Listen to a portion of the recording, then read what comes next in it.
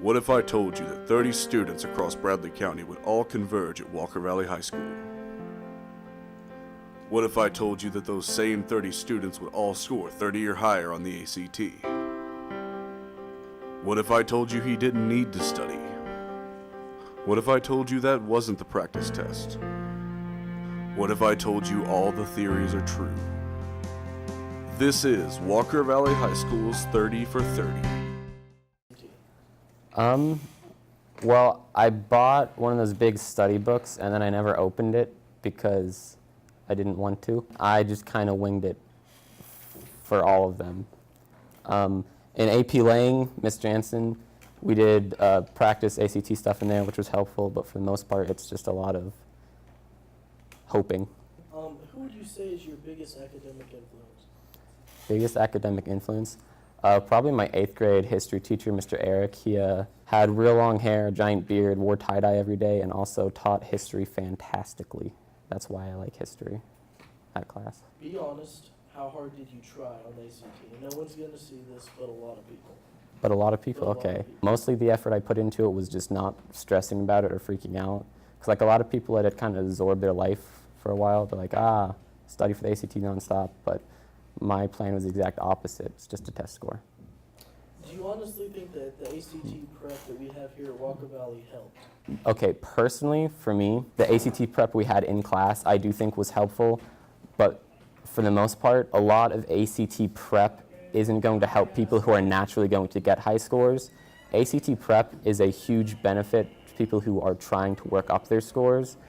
But like when you have a group of people who are just naturally going to get that high score, not a huge help. However, it is intrinsically more beneficial for people who need to improve their scores. I mean, personally, I think going from a 20 to a 27 is inherently much more impressive than just getting a 30 right off the bat, or even going from a 27 to a 30, because you're just already there. SpongeBob or Patrick? Patrick. Why? I'd like to wear those shorts and have the confidence to be that ugly and still walk around with no shirt. Rick or Morty? I relate to the nihilism of Rick, but I think I'm more of a Morty, you know? Would you say that Rick and Morty is an intellectual show? Yes, Pickle Rick actually is my primary academic influence. Oh, yes, I think everybody should really, really appreciate the just genius writing. So you'd say that show has contributed to your education? Oh, absolutely. And this is totally not at all dripping with sarcasm. No sarcasm. I'm a very straightforward kind of guy. What is the best and worst purchases you've ever made? Best purchase I've ever made? Oh yeah, probably flannels actually. I wear one every day. I don't know why. It's been like that since 5th grade. Worst purchase is I have this really bad habit of instinctively buying like the largest meal option. Like if you get like a 4 versus 6 piece chicken tender, I always get the 6 piece even though I don't need it. Or like one time we were at Panera and they asked if I wanted a drink and I didn't, and I just bought the largest drink option available because he asked. What is the dumbest way that you've gotten hurt? In the 7th grade, or maybe 6th grade, we started this club, and the way to join the club was to dive headfirst down the steep hill at the end of the field.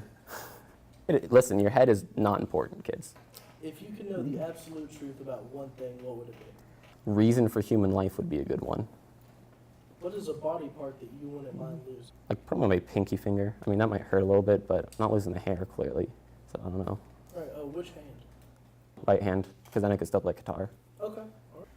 Okay, well, Dakota, we appreciate it. Appreciate being interviewed. Yeah, It's nice. That's what we're here for. This is my ticket to fame.